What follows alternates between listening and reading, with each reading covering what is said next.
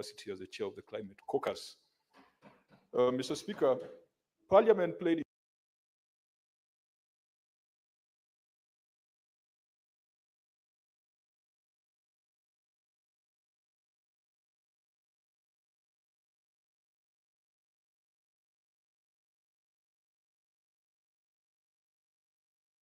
its role by passing the Sustainable Waste Management Act in 2022. Under the Act, the CS was given certain responsibilities. The Act established a council. Mr. Speaker, I would like to find out from the CS whether this Waste Management Council has been established, whether it is working, and what it has been able to achieve. Under the Sustainable Waste Management Act, the CS was also required to bring regulations to the House and was also required to publish model laws for county governments. I want to find out from the CS which regulations have been brought to Parliament, whether the CS has published the model laws, and how many counties have been able to successfully implement or enact those laws. And finally, Mr. Speaker, waste is gold in certain jurisdictions. When we went to Dubai, we found that they are converting solid waste into energy. We have seen countries where recycling is a big part. The circular economy is huge. Could the CS tell us what the policy position of the government is with regards to conversion of solid waste into energy, and the size of the circular economy in Kenya and the challenges that it faces? Thank you, Mr. Speaker. Senator Moses Kajwang, you noted that you asked more than 2 supplementary questions, and I let you do so intentionally by virtue of your position as the chairman of the Climate Caucus. Otherwise, ordinarily, the standing orders allows you to have only 1 supplementary question. Senator Samson Cherargei.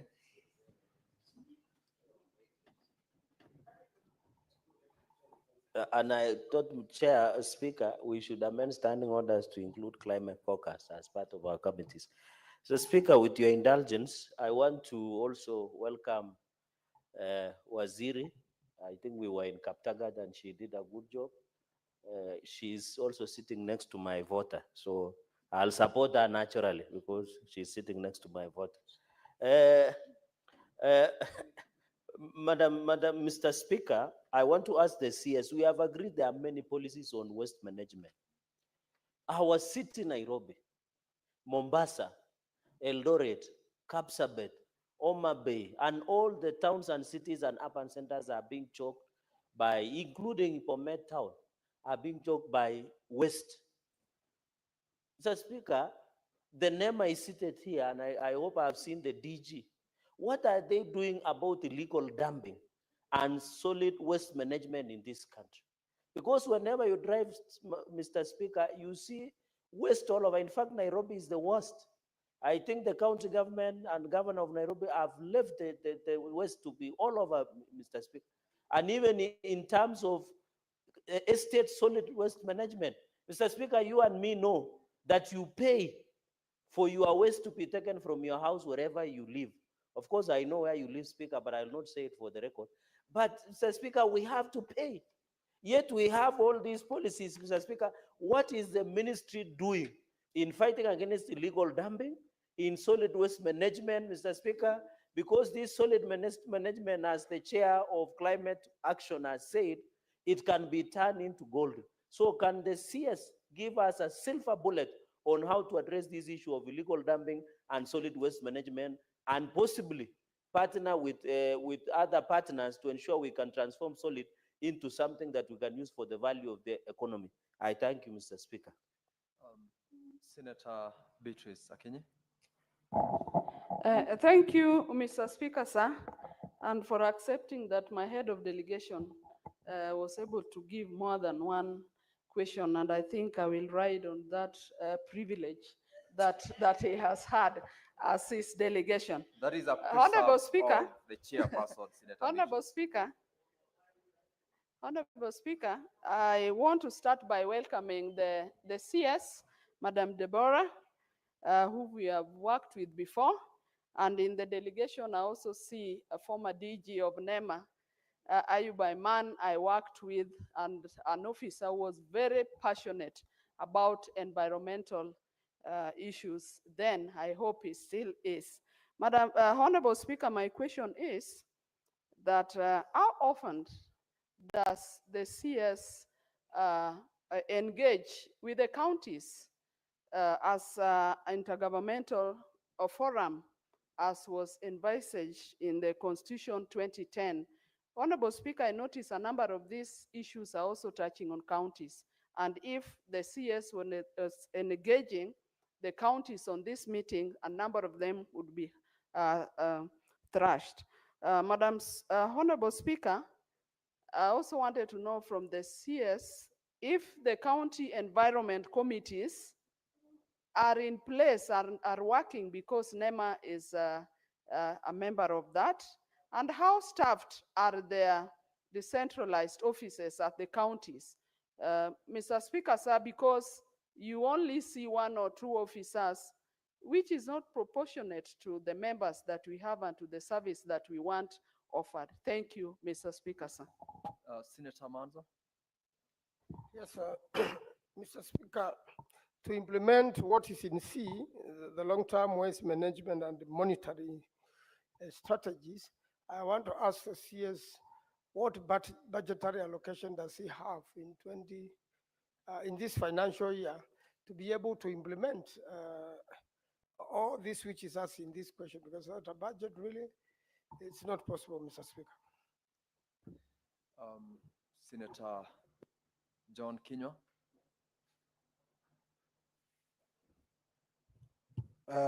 Thank you, Mr. Speaker. When I'm here, I'm thrown off balance by the questions that my colleagues are asking in terms of waste management, because in the Waste Management Act 2021, the mandates are given to the county government unless, Mr. Speaker, these functions have been taken back to the national government. Thank you, Mr. Speaker.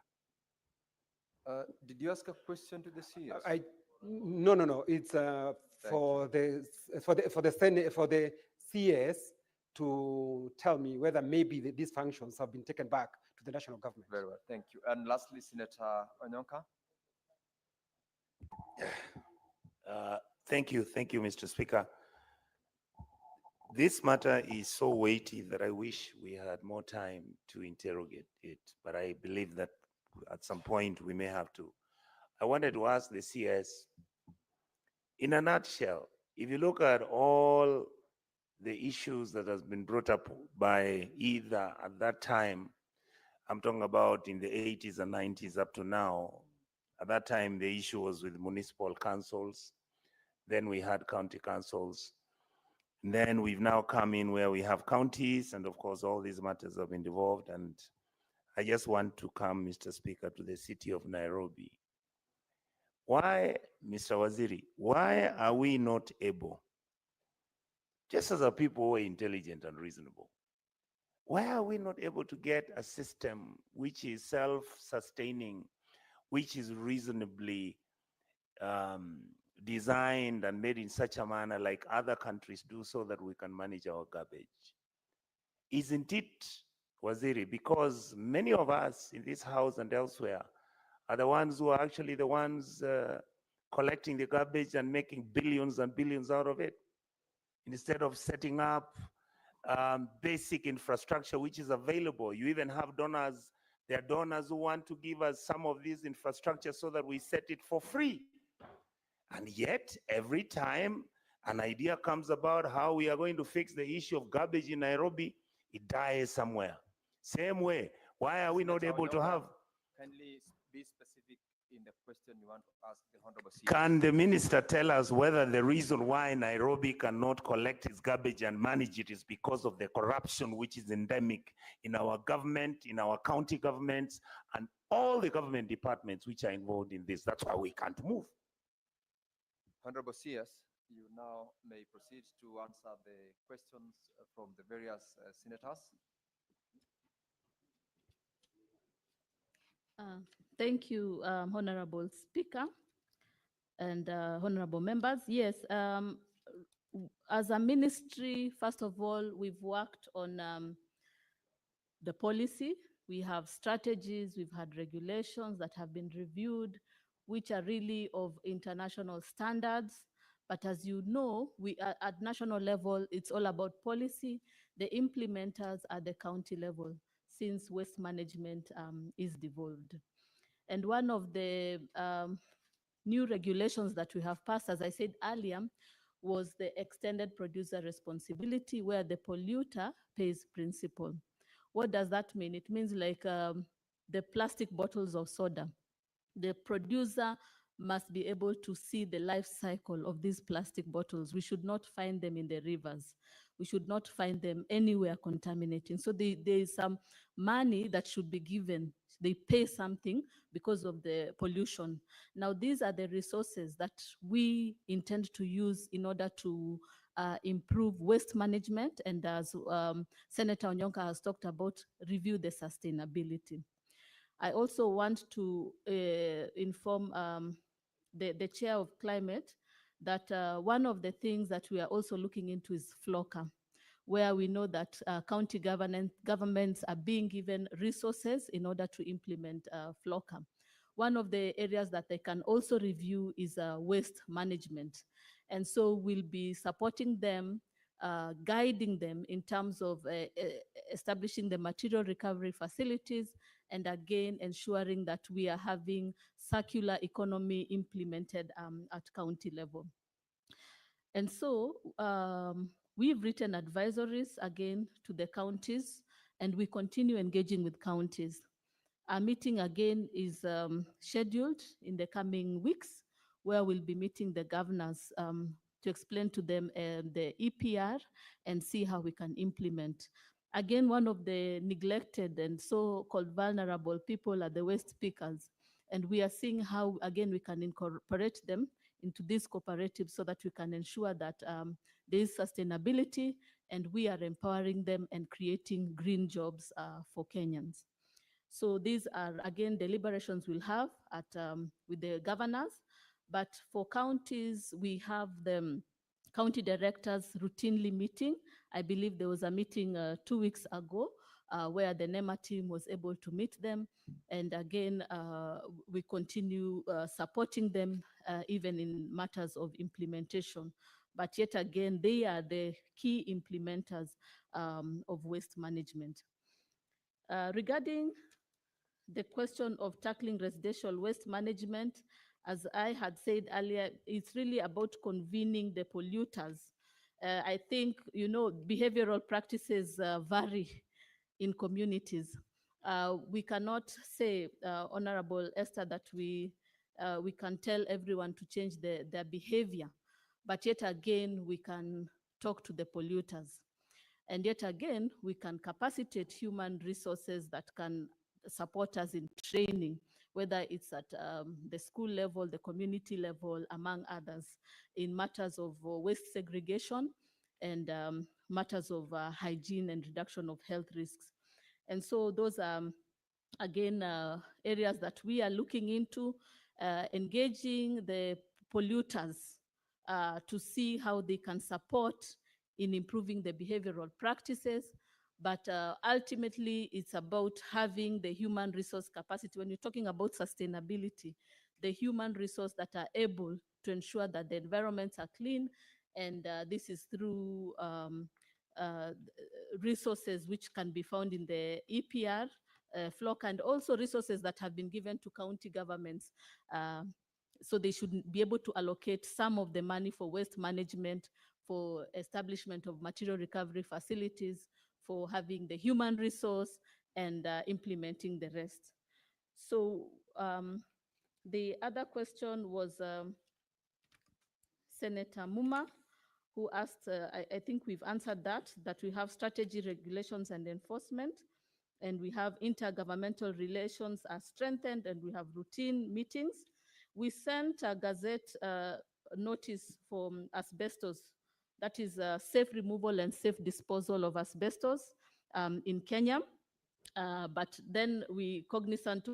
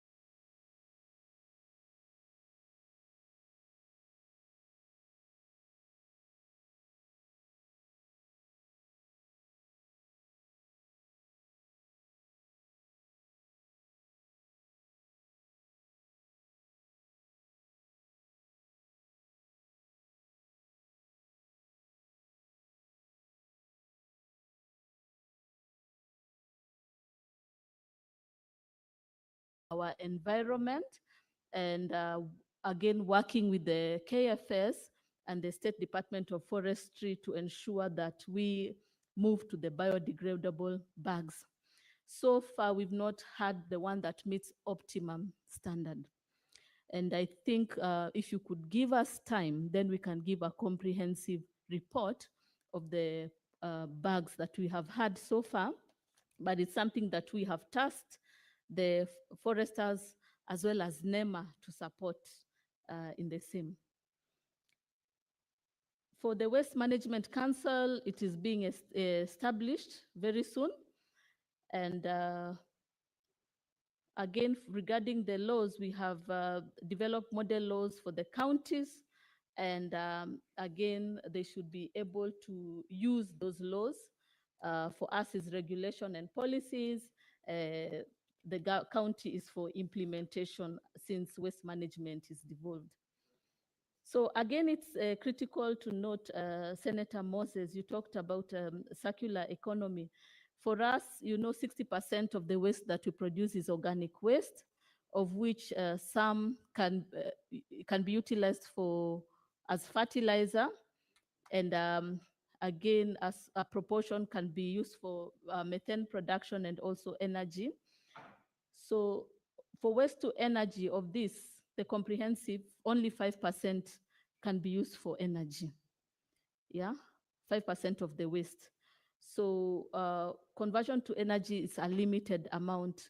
I think the focus should be mostly on fertilizers, because that incorporates 60%, and then around 30% is for plastics and recyclable materials, and only 5% is waste to energy. So based on the analysis that has been done in terms of the waste that has been produced in Kenya, then we are looking at the circular economy and what we can do in terms of recycling this waste based on that. So I think we've answered all the questions, and I highlight Senator Onyonka's question, self-sustainability. It is all about us looking in, and it's about us looking at what we have done is the extended producer responsibility, which we believe is a sustainable solution for Kenya. And for the county government, again, to address the other issues of corruption and cartel, even as we enforce as NEMA, the implementation of waste management. Thank you. Honorable members, we have eaten 15 minutes into the next questions time, and therefore the responses that we've received from the Honorable CS, save for what the question by Senator Manzo on the budget, whether you have allocated on this question. I haven't heard you responding to that. I will allow you, Senator Veronica. I had closed on questions, and we've done all the same. I've noticed that you requested after I had closed on the question supplementary to the CS. On that one, Honorable CS, when you'll be responding to the next question, please respond to the question as to whether you have got any budgetary allocation in the current financial year on the question by Senator Manzo. The next honorable members you're going to is question 091, and Senator Mohammed Chute has authorized Senator Jonyu to ask the question. I will proceed to allow Senator Jonyu to proceed to ask question 091 on behalf of Senator Mohammed Chute. Thank you, Mr. Speaker. As we have rightly stated, I'm standing in for Senator Chute of Marsabit County. And the question by Senator Chute, A, is could the Cabinet Secretary provide the historical background on the introduction of Prosopis juliflora, commonly known as Madenge, in Kenya, including the actors or institutions involved, and explain the ecological or policy rationale that justified the introduction of the plant. B, what is the current extent of Prosopis juliflora are spread across the country? And could the Cabinet Secretary identify the most affected areas, particularly in Marsabit County, where the species reportedly covers approximately 40% of range lands, and see what short and long-term interventions has the ministry developed to contain or eradicate the Prosopis juliflora, including projected timelines, budgetary allocations, and multi-agency or county-level plans aimed at the restoring affected rangelands, especially in light of its 2022 classification as a national security threat. And finally, Mr. Speaker, has the ministry undertaken or reviewed any scientific assessments on the viability of Prosopis juliflora for alternative uses? And if so, what are the findings or outcomes of such initiatives, including any ongoing or planned community-based projects that align with ecological restoration? I thank you, Mr. Speaker. Honorable CS, you may proceed to answer question 091. Yes, Honorable Speaker, thank you. So maybe to answer the question on illegal dumping first, the letter done to all counties, there was a letter done to all counties in July 2024 and a reminder sent in December 2024 about the same, and counties are adamant. So we continue to engage them for implementation. Regarding the budget, yes, we have inadequate budget to support NEMA operations in matters monitoring, evaluation, and inspection of sites. Again, it's an area that we would want to advocate for to ensure that we are working on. So regarding the question on Prosopis juliflora, Honorable Speaker, the genus Prosopis belongs to the family Leguminosae, specifically the subfamily Mimosoidae. The genus has 4 genera and 44 species and several varieties, of which 40, including Prosopis pallida, are native to the American, mainly South American. In contrast, 1 is native to Africa, Prosopis africana, and 3 are native to Asia, Prosopis cineraria, Prosopis facta, and Prosopis coelziana. Honorable Speaker, Prosopis pallidum was first introduced into Kenya in 1948 by the colonial government workers and planted in Taveta Township. It was a popular species and was widely planted in the larger Taveta County, then Taita Taveta District, and other parts of arid and semi-arid areas of Kenya, mostly in the 1960s to 1980s. The species is non-invasive and exhibits good stem. Senate Majority Leader, Senator Newtu, Senator Cherargei, order please. Allow the CS to be heard in silence. Good stem forms and other growth characteristics, but slower growth rate. There is no clear documentation regarding the introduction of Prosopis juliflora into the country. It is suspected that it could have been due to taxonomic confusion with Prosopis pallida and Prosopis juliflora.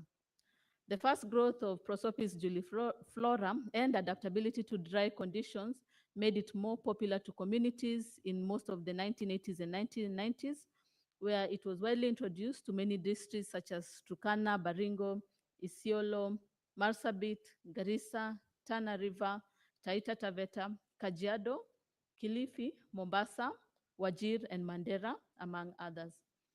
Honorable Speaker, the El Nino weather phenomena of 1997 and 1998 led to the population explosion by Prosopis juliflora in all areas where it has been planted, thus making its invasive tendency visible for the first time in Kenya and Eastern Africa. The species has since invaded wetlands, grazing areas, irrigation schemes, and other areas of high conservation value, thus displacing pastoral communities over wide areas and other land use systems, causing poverty and helplessness.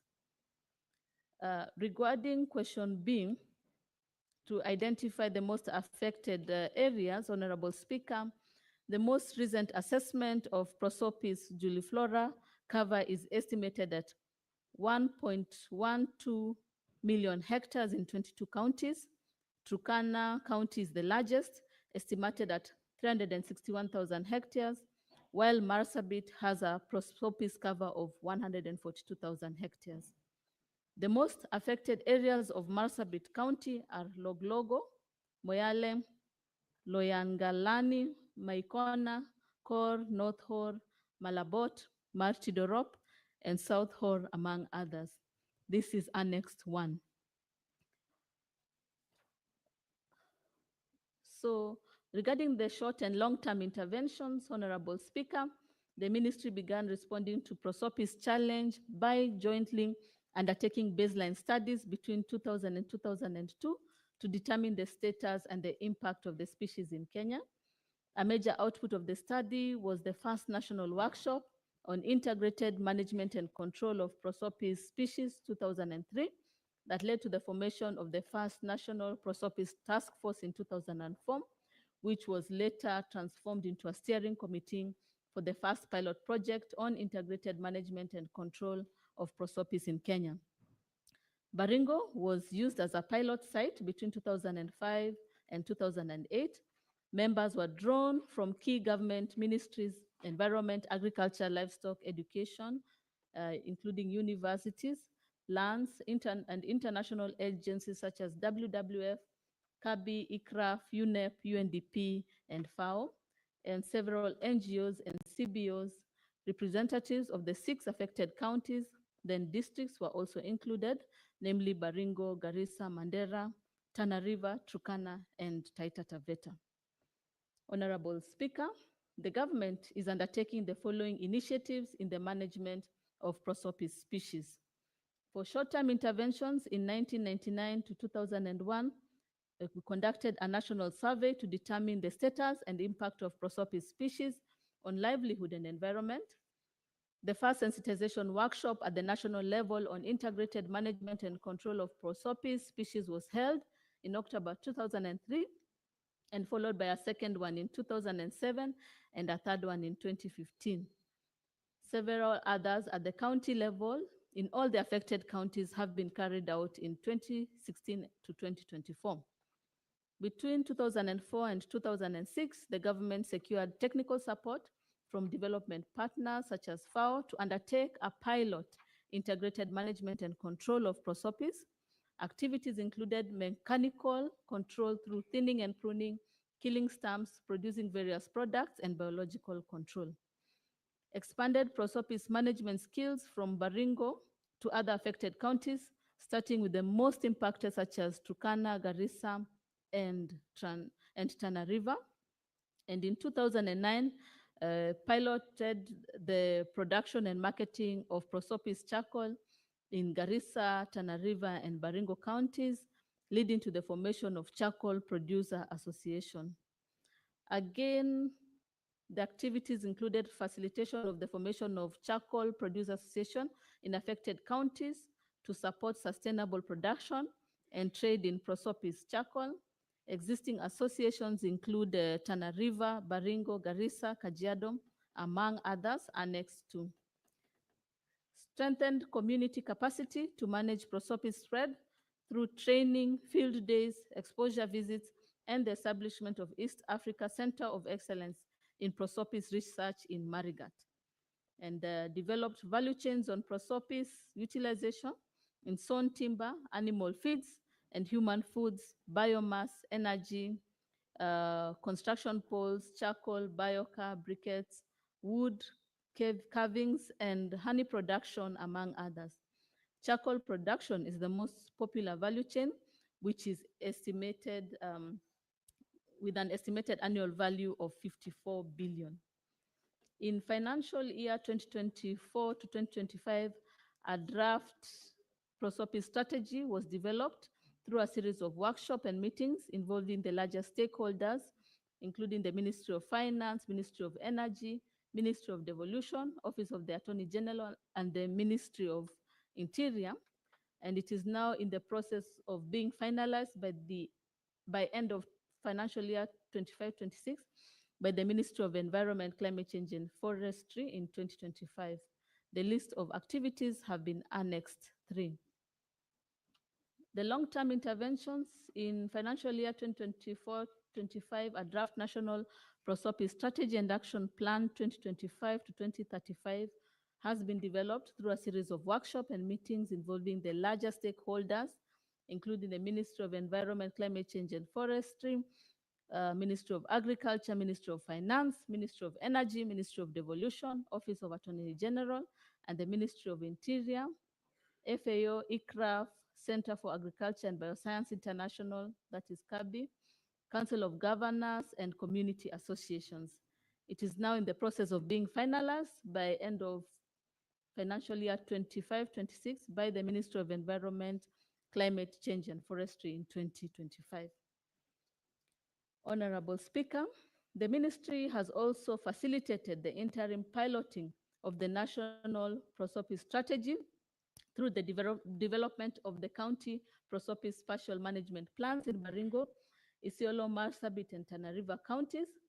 The county Prosopis management plan aims at confining the invasion from further spreading while clearing invasion around key community assets that are endangered by the invasions. These include grazing areas, irrigation schemes, roads, livestock, watering points, and areas of high conservation values. The cleared areas are restored using pasture seeds or grass, cropping where irrigation is possible, and growing multipurpose trees to prevent reinvasion of prosopis. The county prosopis management plans for other affected counties such as Turkana, Samburu, Garissa, Kilifi, Kajiado, Taita Taveta, Wajir, Mandera, among others, will be developed as soon as the national prosopis strategy is formally launched. Regarding alternative uses, Honorable Speaker, yes, the ministry reviewed the scientific assessment on the viability of Prosopis juliflora for alternative uses, and the findings demonstrate a significant value in various areas. They include fuel wood, where Prosopis wood is an excellent source of firewood, offering a readily available energy option. Charcoal, where Prosopis charcoal has a high calorific value, ranging from 7.7 to 7.8 kilocalories, making it an efficient fuel source. The charcoal can also be processed into briquettes, providing a cleaner and more sustainable energy alternative. For commercial energy, the wood can be chipped and used for industrial steam, for electric power generation, and other heating needs. With the right technology, the species has potential for commercial exploitation for power generation. A Prosopis-based power generation plant using gasification technology was established in Baringo County in 2015, but failed at the piloting stage due to the impurity of the gas produced, that is methane. The investor overlooked the technical guidance required to remove impurities associated with high levels of tannins and other chemicals in Prosopis biomass. Briquettes and biocam, these two products can be produced from two processes as a byproduct of charcoal and commercial energy production, and from carbonizing the small diameter trees, twigs, and branches, where Prosopis is being eradicated by mechanical means. The carbonized materials can be reconstituted into briquettes for fuel or used as biocam for soil conditioning and carbon storage. Construction materials. The strong and durable wood of Prosopis can be used for various building materials, including fence posts, construction poles, and furniture. Communities can utilize Prosopis wood for constructing shelters and fences.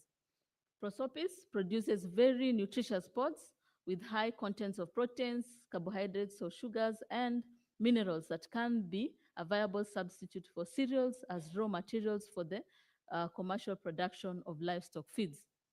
Prosopis pods are also edible by humans and do not have any anti-nutritional attributes. Milled Prosopis-based pod meal can be mixed with wheat at a proportion of 1:3 and baked to produce cakes, mandazis, and chapatis. Prosopis trees are evergreen and flower twice every year. Its flowers are very rich in nectar, and the honey produced is of high quality. However, the super high levels of sugar lead to frequent crystallization of honey, thus making it appear adulterated. Ongoing or planned community projects that align with ecological restoration, Honorable Speaker. There is ongoing capacity development of registered charcoal producer association in management and sustainable utilization of prosopis tree biomass. This includes the introduction of modern charcoal making technologies to reduce gas emission and land restoration methods, among others. Through the framework of collaboration with partners, there are ongoing activities geared towards rehabilitation of degraded landscapes affected by prosopis through the rollout of the County Prosopis Management Plan. The National Landscape and Ecosystem Restoration Strategy of 2023 to 2032, which underpins the 15 billion tree growing initiative, incorporates management and control of the spread of prosopis, green jobs on prosopis clearing and value addition of wood and non-wood product creation by the ILO supported community projects which are being implemented in Turkana, Garissa, Tana River counties annexed form.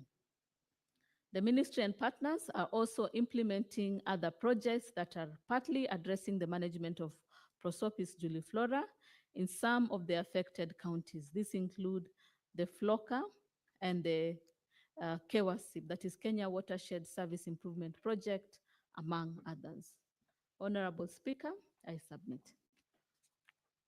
Thank you, Madam CS. I will now allow two supplementary questions from Senator John Newton, if you do have, and thereafter the members who requested to ask supplementary questions will be given that opportunity. Senator Newton. Thank you, Honorable Speaker. As you had communicated, these are questions that came from the Senator for Marsabit, Senator Chute. I may not have a very good understanding of prosopis juliflora, but could the Cabinet Secretary say something about water hyacinth, because that's also another type of plant that is affecting our water bodies, and I believe it's under her ministry. Thank you, Mr. Speaker. Senator Veronica Maina. Thank you, Honorable Speaker, and I hope you will, with your permission, you'll indulge me to ask the question that I needed the CS to clarify on an issue she raised on the ministry search for a biodegradable bag in replacement of the plastic bags. And I wanted to know, because a very crucial question, whether the ministry has considered the alternative of encouraging and promoting the use of weaved baskets, weaved bags as an alternative for the plastic bags, even as you search for the biodegradable option of the biodegradable bags, so that the ministry can enhance an approach that then helps in creative industry and creates jobs in the course of searching for those bags, which then will go to the cottage industries, as opposed to concentrating with use of biodegradable bags, which may be produced by only one big factory. You can channel that energy and those resources towards generating employment, income, earning employment in counties like Murang'a, counties like Kitui, Makueni, where baskets are weaved, counties like Turkana. What is the approach that the ministry is taking towards that? Senator Catherine Moma.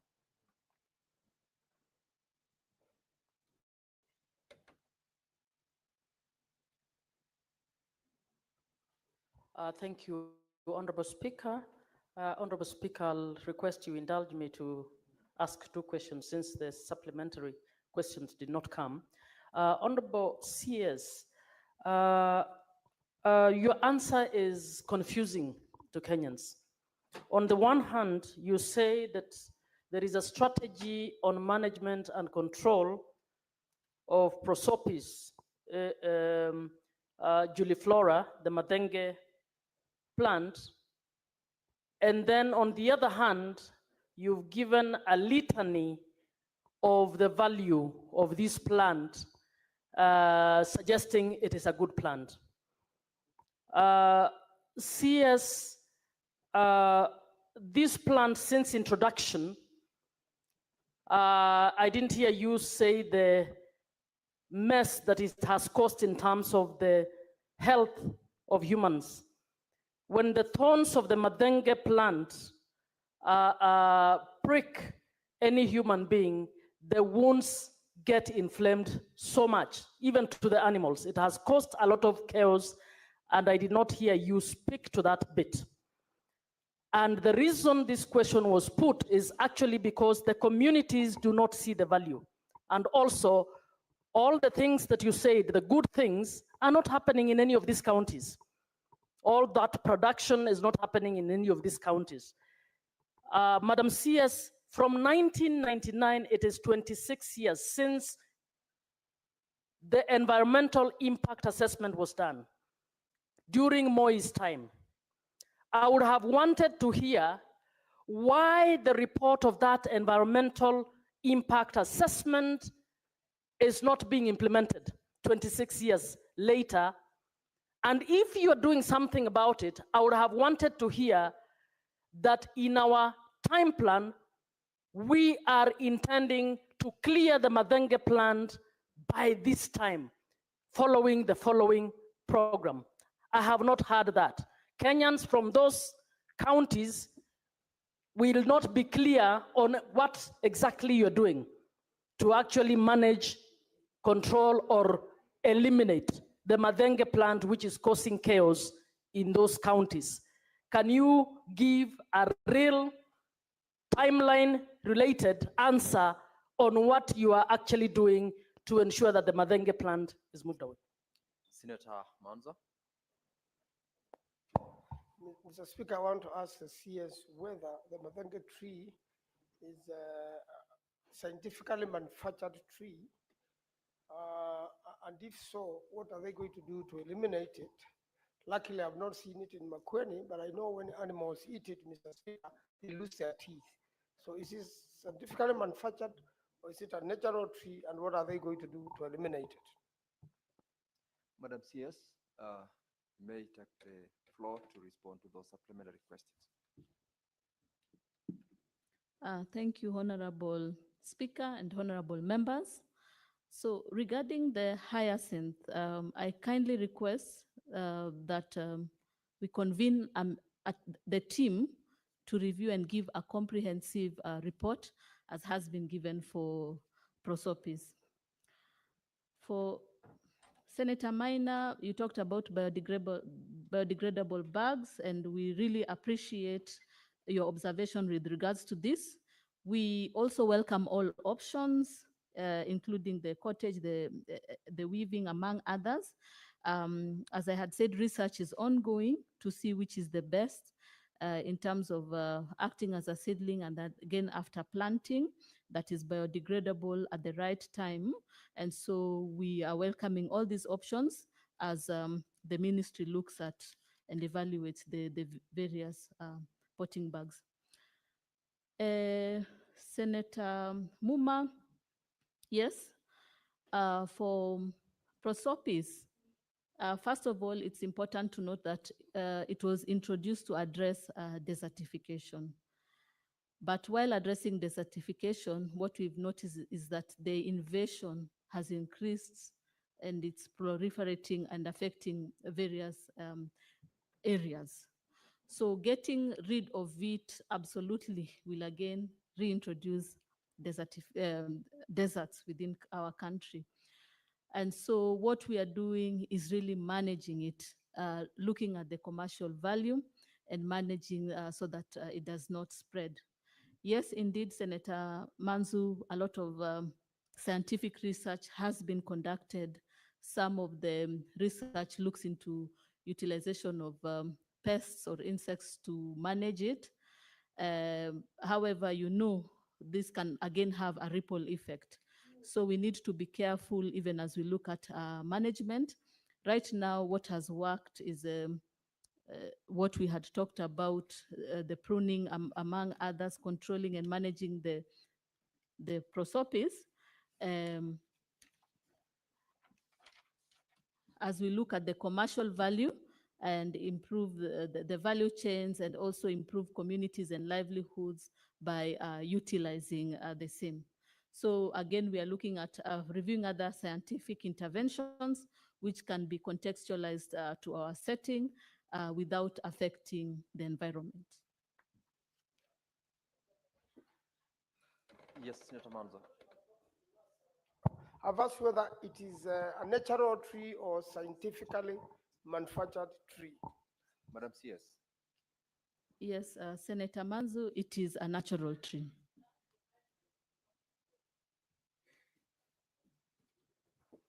You've heard the CS responded as to the question by Senator Manzo.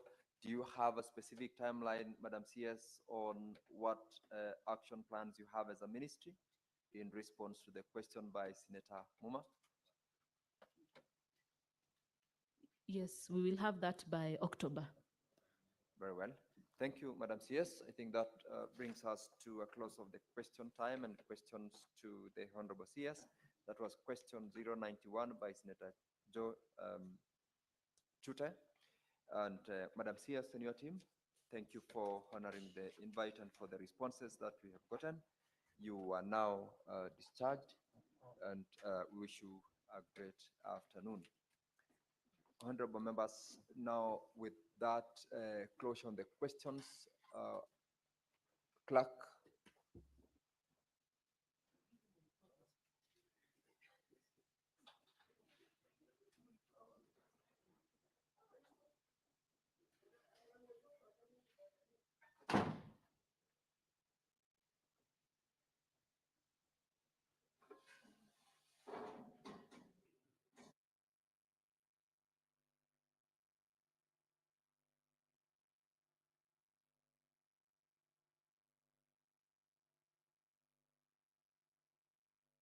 Senator Veronica Mena, could you approach the chair?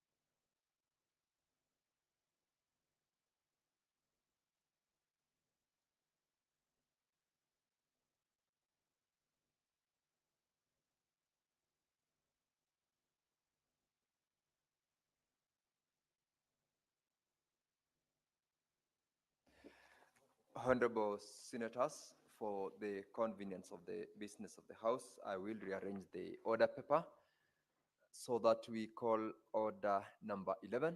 Clerk, please call out order number 11. Order number 11, motion, report of the parliamentary delegation to the 2024 Joint United Nations Interparliamentary Union parliamentary hearing held at the United Nations headquarters in New York, United States of America from 8th to 9th February 2024. Senator Veronica Mena.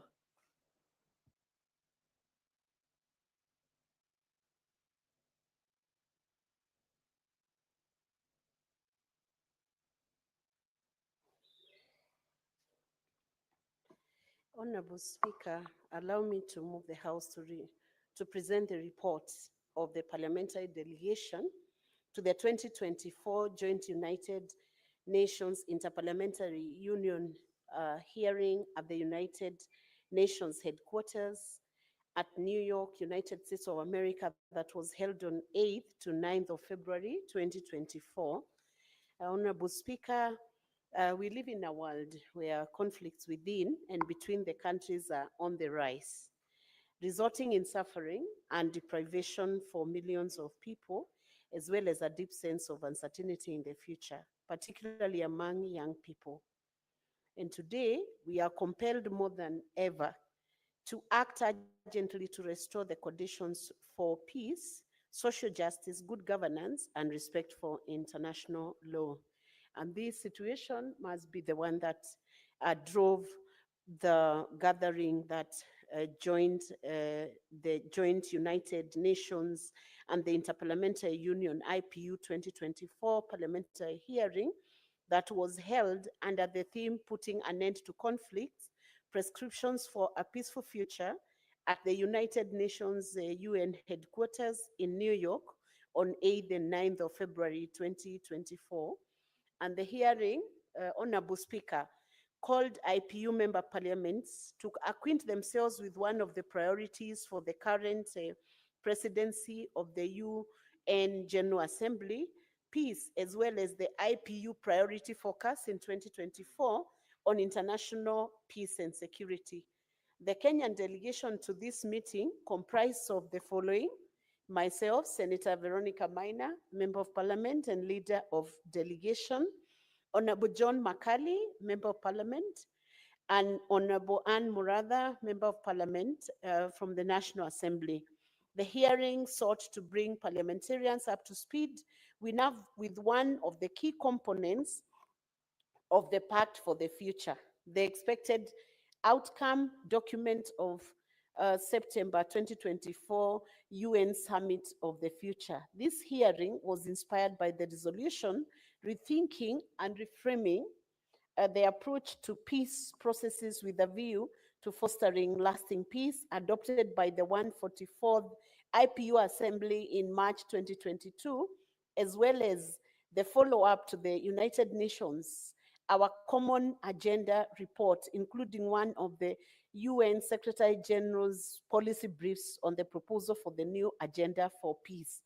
The hearing was an opportunity for parliamentarians to take stock of what ails the world today and the respective nations, and to commit to actionable solutions for the international community and national actors, and to bring to light some of the recommendations that were developed within this conference.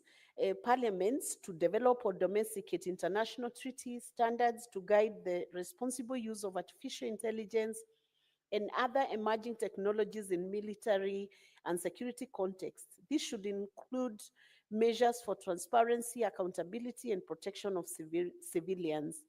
Parliamentarians also to advocate that a significant portion of climate finance reaches the most vulnerable countries and communities, while integrating climate security into international peace and security agenda to address the root causes of climate-related conflicts, and also parliamentarians to advocate for their countries to establish concrete measures such as reserved seats and transparent selection criteria to ensure the meaningful participation of women and youth in peace negotiations, and additionally to support civil society organizations, particularly those advocating for women and youth rights, with adequate funds and resources, and also to encourage parliaments to leverage their diplomatic channels to build trust and facilitate dialogue in conflict regions, foster regular engagement with international parliamentary organizations, and support initiatives that promote peace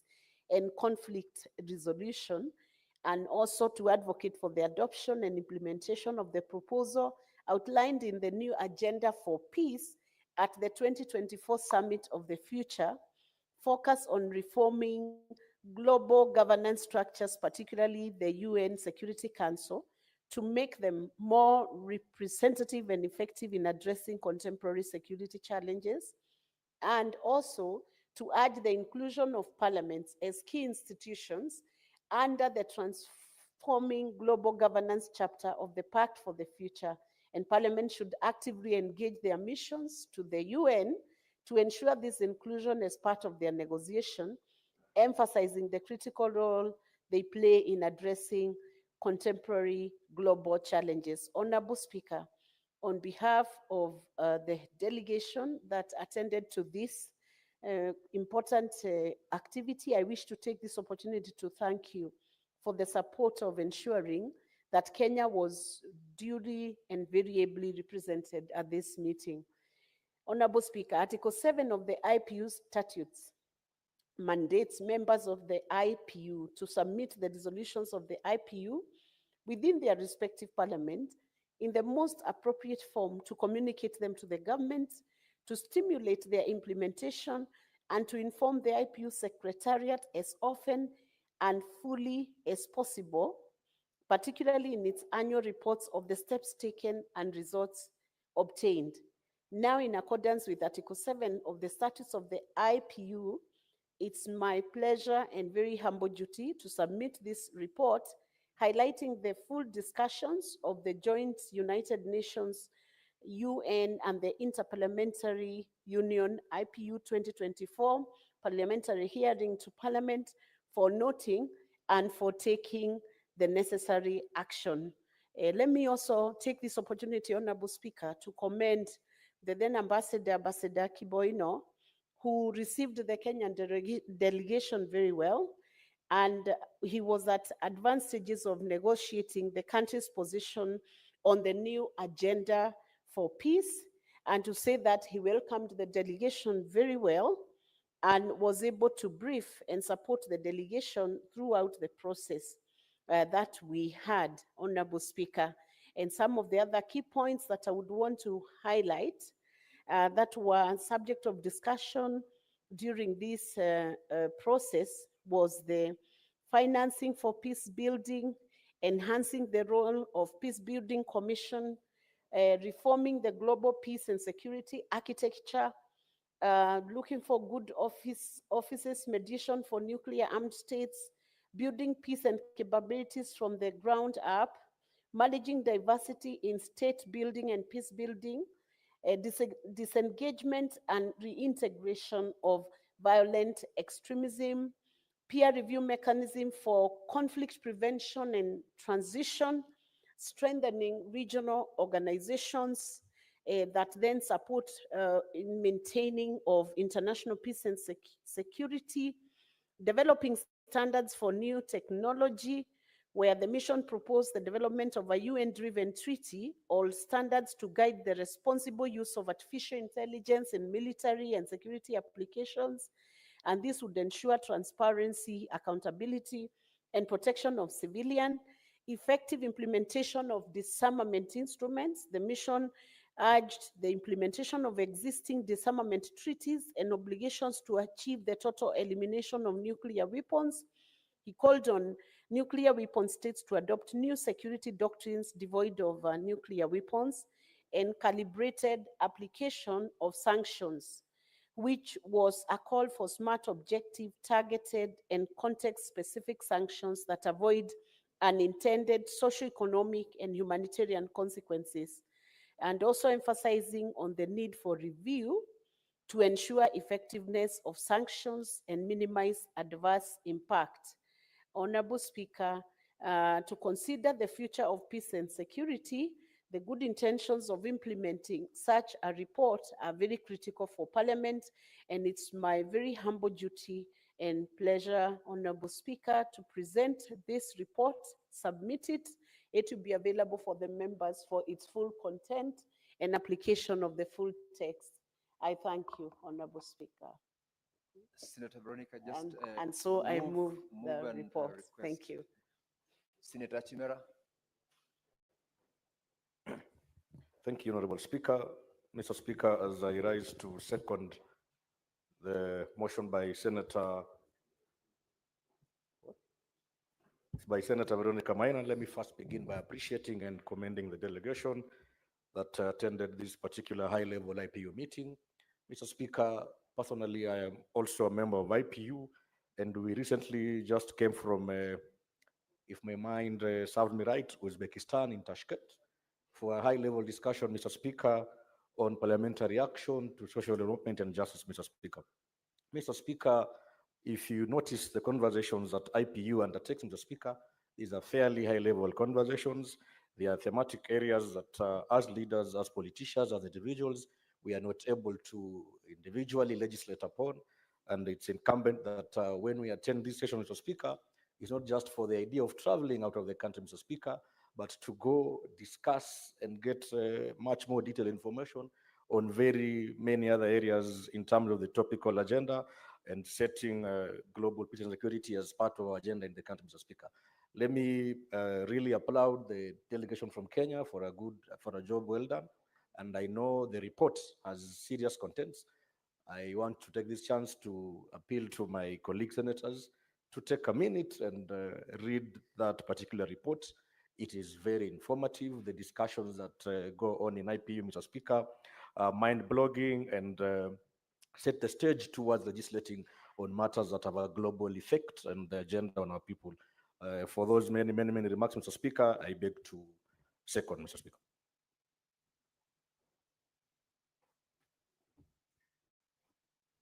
Honorable Senators, I now propose the question that the Senate notes the report of the parliamentary delegation to the 2024 Joint United Nations Inter-Parliamentary Union parliamentary hearing held at the United Nations headquarters in New York, United States of America on 8th to 9th February 2024, laid on the table of the Senate on Tuesday, 17th of September 2024.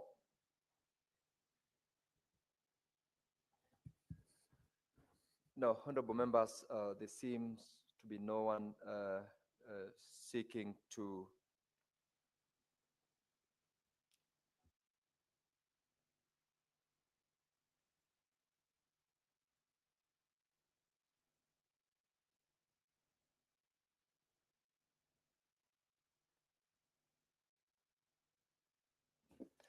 honorable members. I've noted that there are no members who are contributing.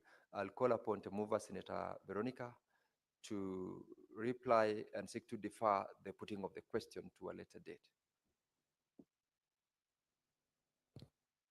Honorable Speaker, thank you for the opportunity to reply, and I want to thank Senator Chimera for the opportunity he has taken to second this report. Matters of peace are very crucial, and it is important when we see that Senator Chimera, in seconding this report, also represents the youth in this nation. And Honorable Speaker, we cannot talk of any peace or any security for the future without mentioning the youth. In fact, the future of peace, security, and stable communities and stable nations is in the hands of the youth. And at this crucial time in the Republic of Kenya, these reports become a focal point which should be read by everybody, even beyond the senators who are within the House. The youths must be able to engage with the processes that are being done at a global level, at a continental level, at a regional level, at a local level, even up to mashinani. Because without versing themselves with the efforts that are being made worldwide and globally to secure the peace, our future will be at risk, Honorable Speaker. So I want to thank Senator Chimera and the team, the delegation that represented our nation ably at the United Nations. And I want to say, I beg to reply and pray that we all maintain peace in our republic and know that without peace, there is nothing that can be done to foster development in our nation. I beg to reply. And I request that, Honorable Speaker, that the question be deferred to a later date. Honorable Putting of the Senators, question be deferred to a later date. putting of the question on this matter is deferred, pursuant to Standing Order 66, to a later date.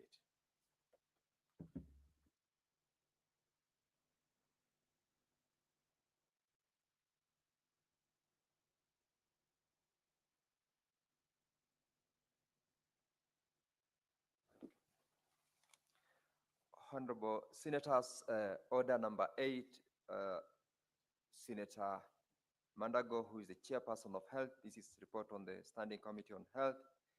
He is not in the House. That motion is deferred. Order number 9, similarly, the chairperson Standing Committee on Health is also absent. That motion is deferred. Order number 10, the chairperson Liaison Committee is also absent. That motion is deferred. Order number 12, the chairperson Parliamentarians Dialogue at the Parliamentary Climate Caucus is also absent. That motion is deferred. Order number 13, Senator Catherine Muma is not present in the House. That motion is equally deferred. And lastly, order number 14, motion on the 67th Commonwealth Parliamentary Association, Senator Jackson Mandago, who was the mover, is also absent. That order is equally deferred. We now may rise. Now, Honorable Senators, there being no other business on the order paper, the Senate stands adjourned until later today, Wednesday, 23rd of July, 2025 at 2:30 p.m.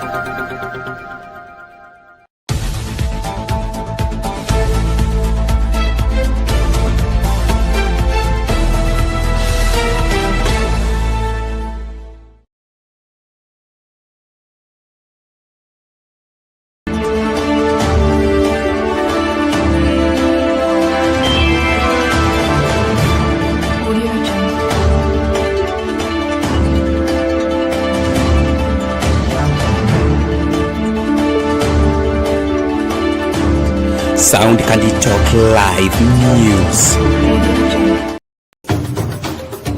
And I really appreciate for being with you and having moment discussion, having a day with you. Indeed, it's so great as Bernard started over. For more confirmation or for more details of if you want to support the channel, just use the scrolling details on the screen and it will be great. If you also want to advert with us, use the screen details on the screen and we'll market your product very well, and we also market. And if the first time coming across the channel and you have not clicked the subscription note, please make sure you click the subscription note so that we can be together and we can move together as one. And also there's the link to join inside to be a member of Sound Candy Talk. Please, I still urge you, click the link, join and be a member of Sound Candy Talk. For those who are watching us on TikTok, please, I urge you, go to the YouTube channel, search Sound Candy Talk the same way it is on TikTok. Please subscribe and also join, be a member of Sound Candy Talk, and it will be great. We really love you, we really respect you, and I really ask God bless you, because we really appreciate for you being there as Team Sound Candy Talk.